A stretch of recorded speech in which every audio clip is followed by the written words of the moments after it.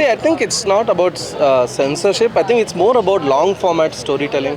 So you're able to tell, stories. You can more nuanced narrative and do more immersive world building.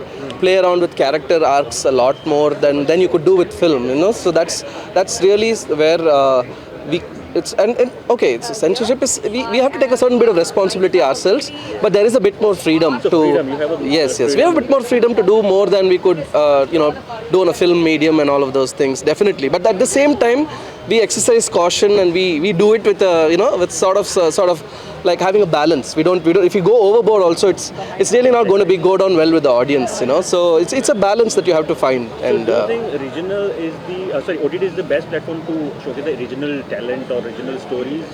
absolutely. See, because I think, and the best way to take regional talent national also, I think. Or globally? Yeah, global also, because see, it's 240 countries, 99% of the pin codes of the India are covered with Amazon Prime and all that. So imagine regional talents really, if one series clicks from here all across the country, and that just takes the talent.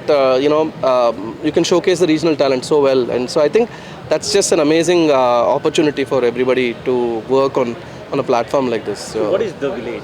What is this? Well, The Village is a one-of-its-kind horror series. It's the first, in Indian history, it's the first live-action adaptation from a graphic novel, from a comic book. Never been done before in India, comic book to live-action adaptation, So it's based on a graphic novel called The Village and all that. So it's the first of its kind horror series with a lot of visual effects, lot of prosthetics, lots to look forward to.